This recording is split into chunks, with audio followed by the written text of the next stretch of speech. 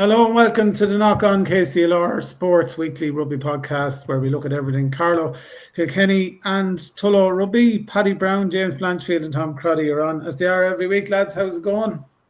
Well, Stephen. We were snowed out of it last week. Tullow managed to get everything going ahead, but the snow put pains to a lot of efforts to try and get games underway. But Tom, you were talking last week in last week's podcast that there was a chance that the snow might clear or something in time for the game, or maybe be cleared off, but it wasn't to be. So your Wicklow match has to be pushed back. Yeah, and I had to make a call. We made a call late Friday afternoon. At that stage, it was between 2 and 3 inches of snow. Well, it wasn't even snow at that stage. It was nearly solid. It was ice on the top, and the car park, was just completely covered in ice. So between danger, if it hadn't thawed, it'd be dangerous for supporters to come into the car park, and also the pitches wouldn't have been playable. But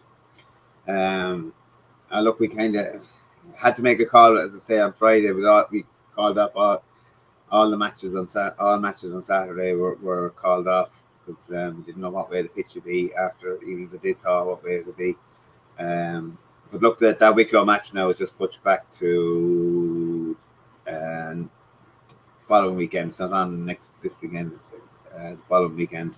That match is pushed back, so and then we'll have a week's break after that. At the moment, now we've big derby on Saturday. Tullow at home, 1 p.m. for the seconds and half two for the first. Will the Carp Diem Cup go back to Oak Park, Tom? Tullow say they own the Carp Diem Cup now. Will it go back to Oak Park? Carp Diem means seize the day, Tom. You know that. We'll have to wait and see. We're in a little bit better position than we were last week anyway, but we still have a couple of injuries. As I said, we kind of got pinged at just we lost a few players at the Sea Point match, and they have some of them are gone for the season. So,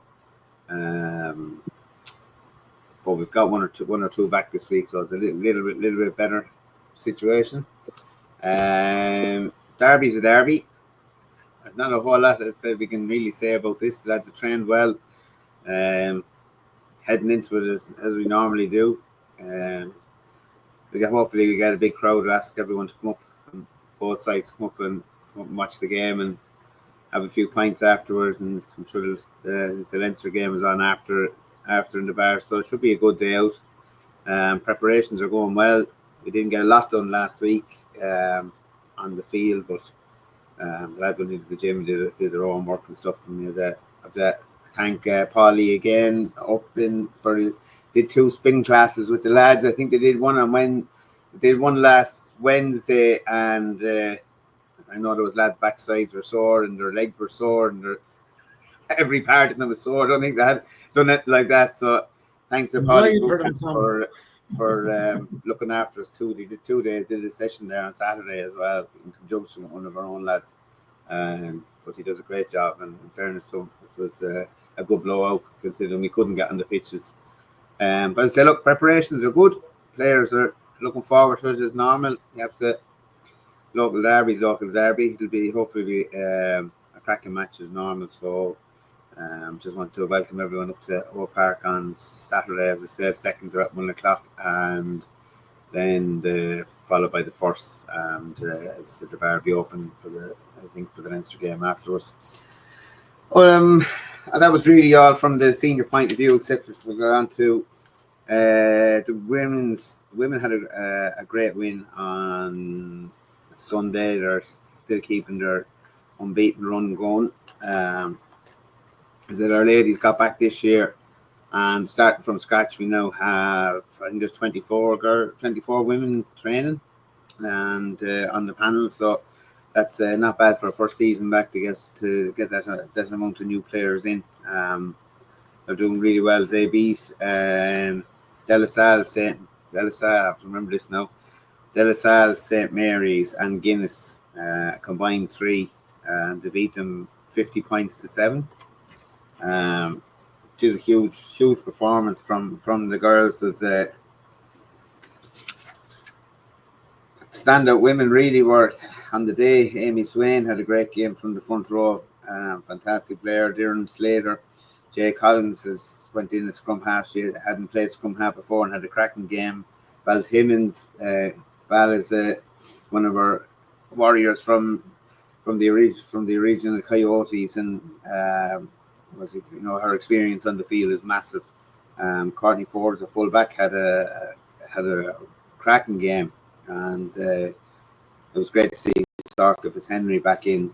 Sorka's had been out injured since she got an injury at the start of the season, but she's back at 10. So it ended up Courtney scored 4 tries and 5 conversions. Jade scored a try, Louise Kelly scored a try, Nicola scored a try, and Neve scored a try. So we had a great performance from the women. It was a nice little crowd there on Sunday. They're up. Next week they are in 2 weeks' time. I think they are heading to Swords to play Swords, and then they play Johnny's Lansdowne in Carlow. So the ladies they're top of the league at the moment, and hopefully they can keep the momentum going. They're training well. So I just want to say thanks to all involved who've got the women's rugby up and running. It's as I said, they started off at social, and they've had good success on the social front and excellent success on the field. So it's brilliant to have the ladies up and running. Youth results, kind of a mixed bag there with the youths. The under 18 Rhinos was called off. Greystones didn't travel. The under 16s had a narrow loss to Wexford 17-19. The under 14s had a very good win, 52-22 against Gorey. Our under 15 boys lost 31-12 to Tullow. There was a cracking game on Tuesday night. Our under 16s lost 31-26 to Kilkenny, but it was a fantastic game, and I think Kilkenny gave them a good scutching earlier in the season, so it was great to see the improvement from the lads on that one. It was a fantastic. Could have gone either way, but Kilkenny just clinched it in the end. Our under 18s boys lost to Dundalk at home. That was a lesson. There was Dundalk they were a massive, absolutely massive under 18. I haven't seen those lads on that team could walk straight onto our first size wise. Their props weren't as big as were bigger than our front row, and the J1s, they were just phenomenal size. Look, the boys fought well and got a couple of tries in it, but just the physicality it was very hard to handle. By the time the second half came, like you could see Dundalk pulling away just with pure physical size of them. And I think they're near enough top of the league, if they're not top of the league. So. As I said, like it was a cracking match, but just pure physicality in the end. Lost it for. Just going to give it our fixtures there for the youth for the weekend is we have the Rhinos under 14s are away to Arklow at 1:00. Under 16s are home. The under 16 Rhinos are home to Enniscorthy. That's in Tullow at 3 p.m. The under 18 girls are away to Ashbourne Balbriggan. That's on Saturday at 12 o'clock. The boys under 13s are home to Gorey Friday at half 7. That's Friday night lights. Under 14s are away to Eden Derry on Sunday at 12. Under 15s home to Enniscorthy on Sunday at 12. The under 16s are away to Wexford on Friday at 7 p.m. kick-off. The under 18s Premier are away to Tullow.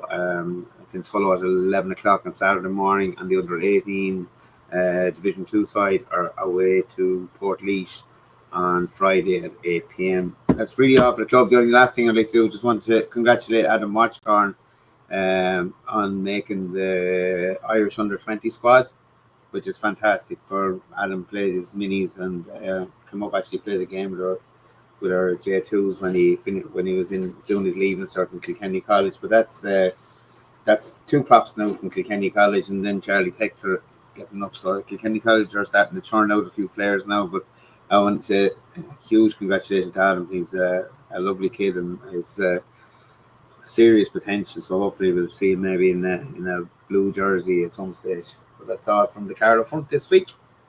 Good stuff, Tom. Thanks a million for that. Who will we go to next? I haven't spoken to James Blanchfield in a while. the elusive James Blanchfield, yeah. No, just echoing what Tom was saying there about Kilkenny College. They're doing incredible work over there, really. A lot of our players are coaching over there, and there's players coming from all around the region. I know a couple of the Carlow lads are down there, and Wes Carter's over there. A few of the lads from Matai coming down as well. So there's great work going on in the college, and fair play to them. They're getting their reward. Just be great now to see them kind of make an impact in this year's cup as well. So well done to them. Last weekend, like Carlow, was a disaster rugby wise. I think we had 11 scheduled games, 7 were postponed. As I said, it's no secret that the first and second games against Wexford were called off. Like Carlow, we probably had about 4 inches of nearly frozen snow on the pitch up until about 8 a.m. on Sunday morning. So there was no way that game could have gone ahead, and if it did go ahead, it would have been just a pitch of sludge. Under 16 girls were called off, under 14 boys, 15 boys, 14 boys, and under 16 boys, as Tom mentioned, was called off against Carlow, but was played on Tuesday night in an absolute cracking game. What else was going on? The under 18 boys had a good win against Arklow, 15 points to 10. The 13 boys lost to Wicklow, 29 points to 19. The under 14 girls got a walkover from Clontarf, which is kind of synonymous with Dublin teams when they have to come outside the pale. They don't really want to travel. But look at fair play. The girls are good. That team is going well. And as Tom mentioned a minute ago, there was a cracking game in Carlow under lights on Tuesday night, that under 16 game. We came out the right side of the result, but Tom is right. We gave them a good tanking earlier on in the season, and Carlow probably coming on. And we have a relatively strong under 16s. I saw them once this year against Tullow, and they blew Tullow out the gate. And very well coached team and well balanced team, and a very, very good out half in Scott O'Shea that we would be hoping would be someone who the club can look at for years to come for adult rugby. The only adult game that went ahead the weekend was our women's 15. They had a tough journey, or a tough game up in Ashbourne, where they lost 24 points to 7. Ashbourne had beaten them earlier on in the year as well, but incidentally enough, we were actually ahead of Ashbourne in the league. We were in 4th place on 17 points, and Ashbourne are placed behind us on 15. So it was a tough game for the girls. They had a great run of games coming into this. Like, they had beaten before Christmas, they had beaten Salle, they had beaten Longford, had a narrow loss against the runaway leaders, Edenderry, 5 points to 7. And they beat CYM before Christmas. Very unfortunate loss to the South East Lions, and 24 points to 20. So it had a good run of form coming into this game, so it would have been expecting to take something away from it. But Ashbourne had beaten them earlier on in the season, and they came away with nothing out of it. So that kind of leaves them now, as I said, in 4th place in the league. A couple of points ahead of Ashbourne, who are in 5th place. But there's kind of a league that's certainly broken into two halves. You have the top 3 with Edenderry leading the charge there, and ahead of Kilkenny, in 3rd place ahead of Kilkenny. I think there's 12 or 14 points separating Kilkenny and Greystones. So the objective for our women's team is to consolidate their place in Division 3, which looks highly likely now because CYM are rooted at the bottom of that table, so they're likely to be ones that will go down, and it gives the girls plenty to work on for a very strong cup run and remain competitive for the rest of the league, which they have been doing so far. Looking ahead, tough journey up to Drogheda on Sunday for our first and seconds. Boyne have kind of over the last number of years been a bogey team for us. their backline have repeatedly cut us open. So if there's any lessons to be learned from that, travelling up to Boyne on Sunday, we need to be very, very switched on in the backs, or in defence, I should say, and make sure that we defend well, that we're connected in defence, that there's no gaps, because this Boyne backline will punish us if there's any gaps. They have electric pace there in their backline. Leinster Junior full back and Owen Duffy, and then a chap from Ross, Robbie Vallio, who's a class rugby player as well. They'd be the two that I would know best in that team, because they're the two that have done the most damage against us for the last few years. But look, we'll go up there. We would be disappointed not to have had the Wexford game under our belt before it, because we have a very strong squad. We have a very changed squad from the last time we played Boyne, which we won 17 points to 20 in Kilkenny the last day out. So it would, in saying that, it'll be a much different Kilkenny team that will travel this week. Some additions, some omissions. So it'll be interesting to see how it goes. But as I said at the outset, we need to be very well connected in defence. Don't leave any gaps. And the one thing that I kind of say is it needs to be a full 80-minute performance from the Kilkenny 22. It can't be that we go on the road like we did up to Dundalk, where we have the game wrapped up, signed, sealed, delivered, take our foot off the gas, and then throw the game away. We have to be very switched on in this one. Seconds have probably a tough game in context. Boyne are running away with that seconds league. I think they've only lost one game. They're cracking up some really good scores. I think 48 points, 31 points, 74 points in some of their games. But in saying that, we stayed very close to them. And the last time we played them in Kilkenny, it was a scoreline that they were 22 points to 17. So I think the lads will have nothing to fear playing them. Just because they're top of the league doesn't mean anything. And John Buckley will have them very well prepared. But like the first, they have to be switched on. They have to go up there and play the game as they can play it, to the best of the way they can play it. So be interesting to see what the outcome there is. We've fingers crossed, unless anything crazy happens weather-wise, we have a full run of fixtures this weekend. Starting on Saturday, our under-13 boys have a friendly against Enniscorthy in Enniscorthy at 11:30. Our under-16 girls are away to Navan at 12 o'clock. The under-15 boys have Wexford at home at 12. The under-18 boys have Navan at home at 12. I'm actually going to watch that game myself. The under-16 boys are home to Boyne at 3:30, and the under-14 girls have Gorey at home at 11. Then on Sunday we have the J1 and J2s away to Boyne, and our under-14s are away to Portlaoise, kicking off at 11 o'clock. And before just moving on, I want to pass our condolences to past player Drew Daly, whose mother passed away last week, his mother Audrey, and to Drew's daughter Jenny, who was also a past player at our women's team. So just send our condolences to the Daly family. A shout out to Isla Moss, who is this week's player profile that can be seen on our socials. As I said, all of our news can be found on Club's app, on our socials, Facebook, Instagram, and Twitter, and on our club website. But just an interesting piece of trivia that was brought to my attention this week. We're kind of doing a little bit of promo for the club at the moment. But last week we did a throwback to, I think, about 2003 or 4, where Mick Galway was playing for the club in the Towns Cup against Portlaoise. Now, it's widely known that Mick played a season with Kilkenny after he retired from Munster in Ireland. But the trivia part of it is Mick was the last person to play for Ireland and to win a Football All-Ireland with Kerry. But the last person to play for Ireland and to win a Hurling All-Ireland was none other than our own Ned Byrne. So it's kind of an interesting thing to see that the two people who are last to win a GA All-Ireland in either code and play for Ireland are both past players of Kilkenny Rugby Club and active members of the club. Now, Kilkenny is not a football stronghold, as we know, so let's put the caveat in that Mick won that with Kerry, not with Kilkenny.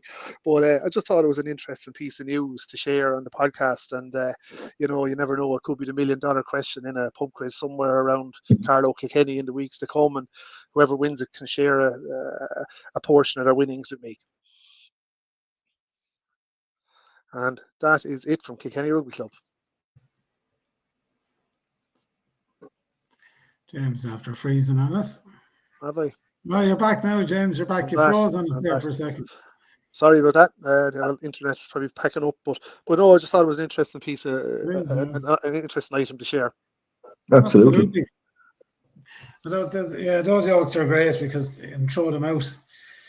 Like I said, facts and figures in the pub sometimes, or you're in Kilkenny or something like that. That's it. But you can all get it on that thing now. You know, I remember years ago, when I was working in a pub, I remember an argument breaking out between fellas about did any team ever previously win the World Cup soccer and the European Championships at the same time. Someone actually rang the Irish Independent Sports Office to see if they could get the answer for it. You know, so. I thought those two men, James, would be capable of telling a lie or two too, would they? I'd say to say a few stories, all right, Paddy. Yeah, I would imagine.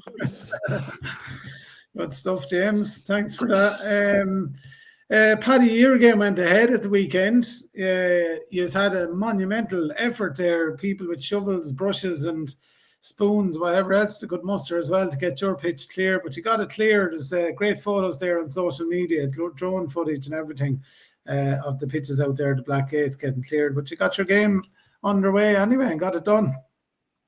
Yes, thanks, Stephen. And before I mention the game, I just wanted to comment on that monumental effort because it really was. And on last Thursday night, about 60 people came out, an army of people with shovels, buggies, wheelbarrows, and worked for nearly 4 hours under the lights and got it all cleared. And as a result, we were delighted to be able to go ahead with a whole series of games on that pitch, not just the first men and women. Kieran Murphy in the Nationals wrote a lovely piece on it, and in doing it, he interviewed our youngest player, Adam Burgess, who was just joined the first, only 19 years of age, and so he was kind of new to the scene, and it was an interesting perspective to hear him talk about the effort, the community spirit, the crack, and what it meant to him. Adam is a fine young man. He's played centre field for Rugby, the team that won the county final in football. So he's an all rounder. But the comments he made was that it did more than any training session could do to set them up for the big game on Sunday against Suttonians.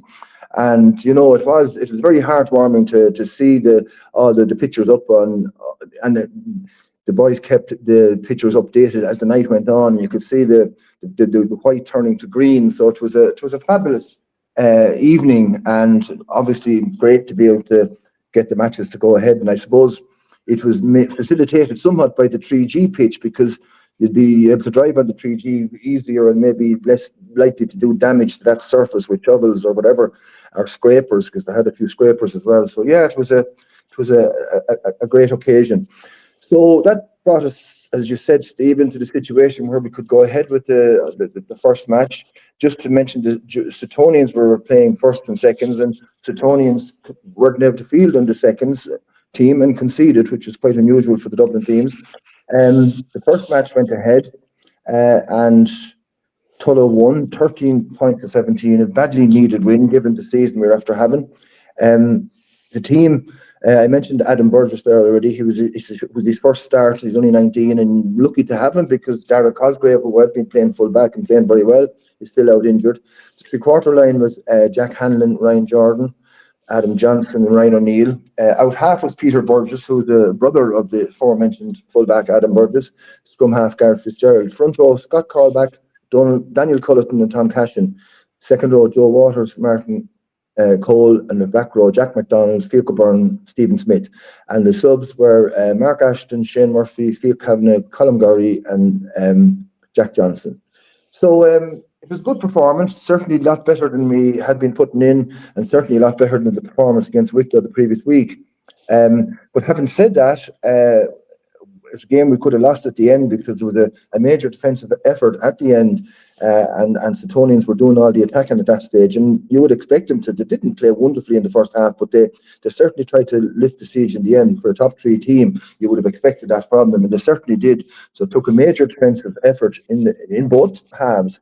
The first half was interesting in that we had 2 yellow cards. Jack Hanlon after about 10 minutes for a deliberate knock on, and Stevie Smith for some over elaborate or exuberant play. I think tempers were getting frayed at that stage, but because of that, it was a huge defensive effort all through the game, but particularly in that first half.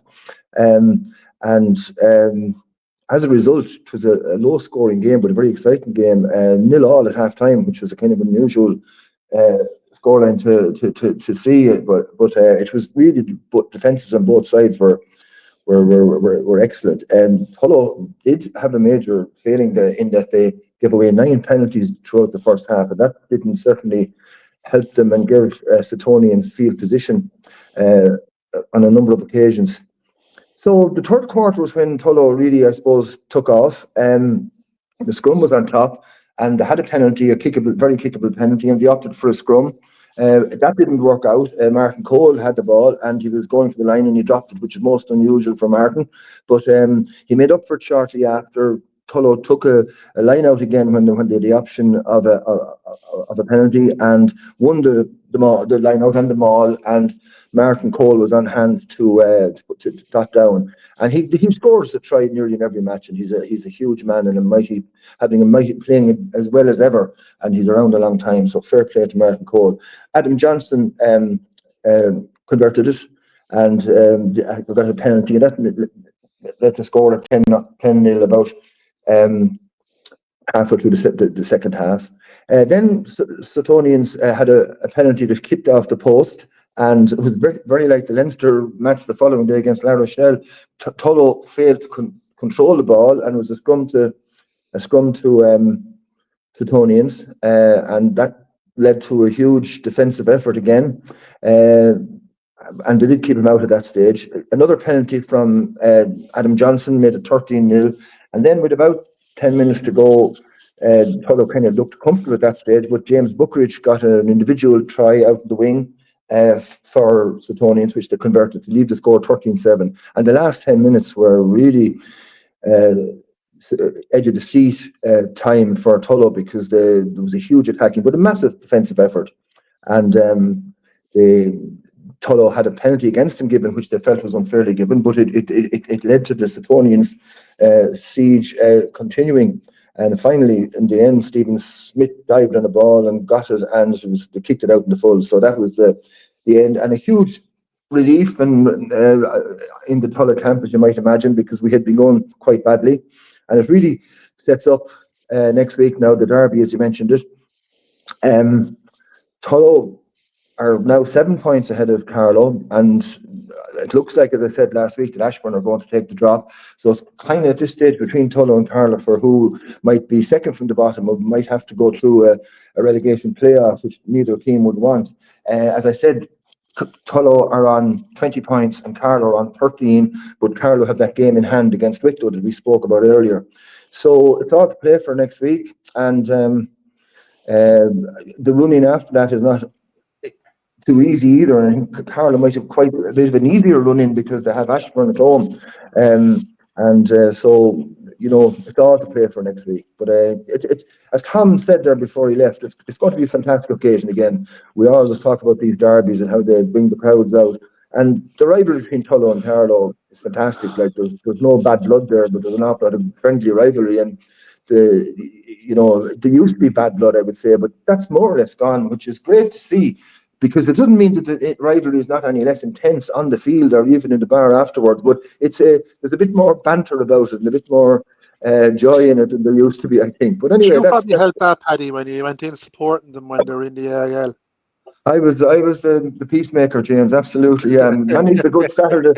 Manny's the good pre-match AIB sponsored pre-matches we had in there when they were in the AIL. There was many memorable days. Yeah. And they're having a pre-match this Saturday, which I'm invited to.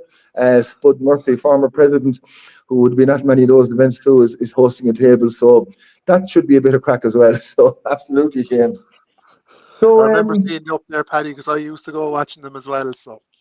That's right, yeah. That's right. There was good crack in those days, but they were great days, and playing against the top teams in the country. And that time the provinces weren't strong, so all the teams that were playing against were playing full had a lot of internationals out. So it was a great time, for Carlow, County Carlow Rugby Club at the time, no doubt.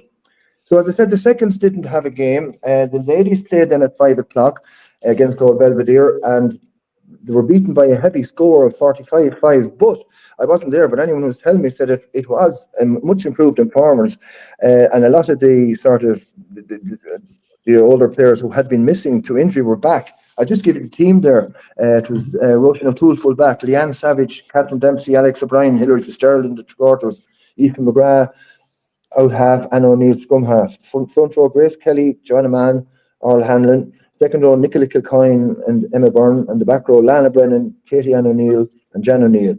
And subs are Jacinta Byrne, Aoife Byrne and Courtney Kelly. So, Old Belvedere are obviously stronger, but as the scoreline would suggest. But Carlow certainly put in a better performance than they had been given, and it was good to see them competing. They got a good try through Anna O'Neill. Alex O'Brien intercepted and made a bit of ground pass to Alice Carl, who made great ground and ran at the Old Belvedere backs. The scrum half, Anna O'Neill eventually got over the line. So anyway, a 45-5 defeat. So the underage matches at the weekend, I won't go through the girls' results because Tom has already mentioned the three Rhinos matches. But we had a full schedule of matches. We'd 5 wins out of 8, which I suppose is fair going. The under-13 boys beat Wexford 45-7. The under-14 boys beat Tullow 22-21. The under-15 boys lost 19-26 to Navan. The under-16 boys beat a strong Portage team 38-12, which was a very good result in the Premier League division. The under-18 boys lost 18-0 to Wicklow, and the 18A boys had a big win over Naas. They were 20 points down and went on to win 33-27 to a Naas team that beat them by 50 points 6 weeks ago. So that was a very encouraging result for the 18As. Fixtures at the weekend, there was a full round of fixtures. We mentioned the first and the seconds playing away to Carlow. The women are playing at 4:00 away to Blackrock. The women's J1 team have no match. Briefly on the underage matches, then the under-13 boys are away to Newbridge. The under-14 boys are away to Gorey. The under-15 boys have Naas at home. The under-16 boys have Naas away. Then the under-18 boys, as Tom mentioned, are playing Carlow at home at 11 a.m. on the 3G in advance of the big games back in Carlow, back in Oak Park.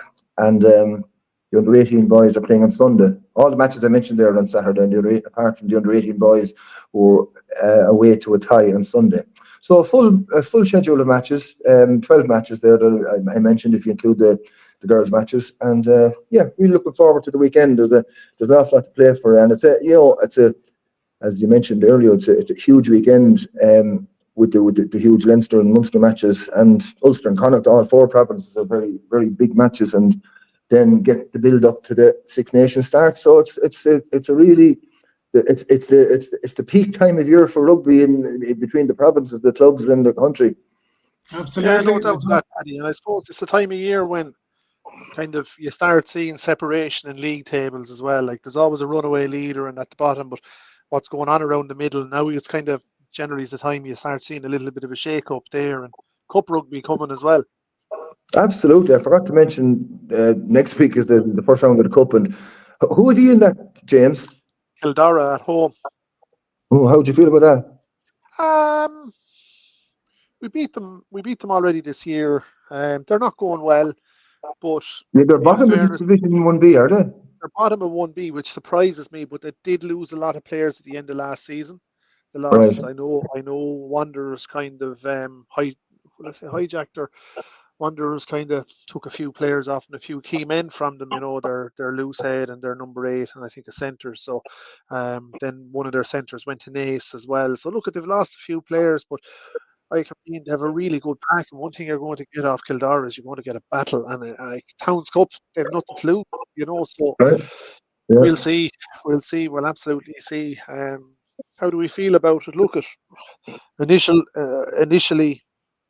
reaction would have been, good draw, but closer these things come, we want. Yeah, you're right about their pack. They've all a hugely strong pack and a massive front row.